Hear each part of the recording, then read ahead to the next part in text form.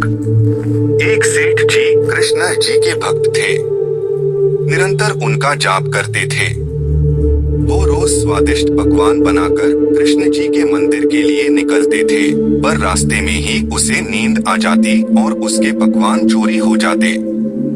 वह बहुत दुखी होता और कान्हा से शिकायत करते हुए कहता, हे कान्हा, ऐसा क्यों होता है? मैं आपको भोग क्यों नहीं लगा पाता हूँ? कान्हा कहते हैं, वत्स, दाने दाने पे लिखा है खाने वाले का नाम, वो मेरे नसीब में नहीं है, इसलिए मुझ तक नहीं पहुँचता। सेठ थोड़ा गुस्से से कहता है, ऐसा नहीं है प्रभु, कल मैं आपको भोग लगाकर ही रहूंगा, आप देख लेना।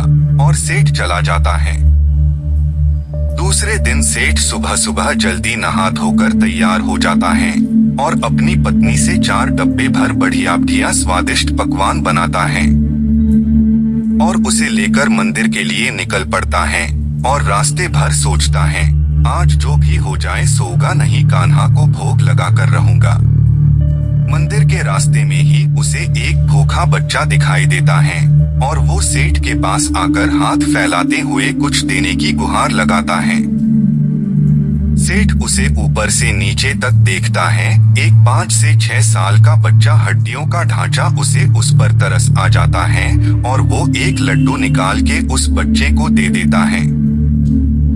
जैसे ही वह उस बच्चे को लड्डू देता है, बहुत से बच्चों की भीड़ लग जाती है, ना जाने कितने दिनों के भूखे बच्चे।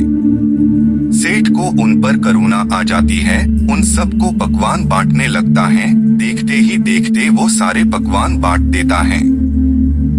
फिर उसे याद आता है, आज तो मैंने कृष्णा को भोग लगाने का वादा किया था, पर मंदिर पहुंचने से पहले ही मैंने भोग खत्म कर दिया। अधूरा सा मन लेकर वह मंदिर पहुंच जाता है और कान्हा की मूर्ति के सामने हाथ जोड़े बैठ जाता है।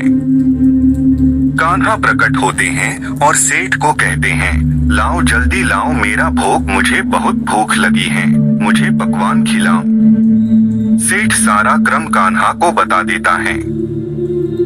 कान्हा मुस्कुराते हुए कहते हैं, मैंने तुमसे कहा था ना, दाने दाने पर लिखा है खाने वाले का नाम, जिसका नाम था उसने खा लिया, तुम क्यों व्यर्थ चिंता करते हो?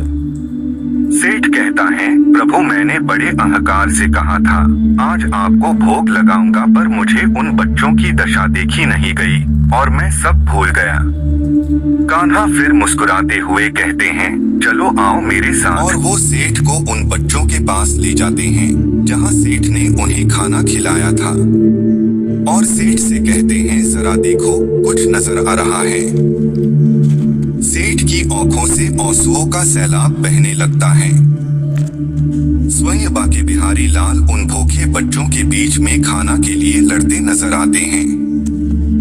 कान्हा कहते हैं, वही वो पहला बच्चा है जिसकी तुमने भूख मिटाई।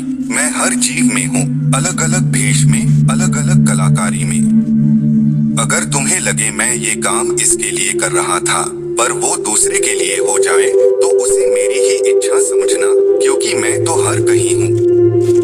बस दाने नसीब की जगह से खाता हूँ।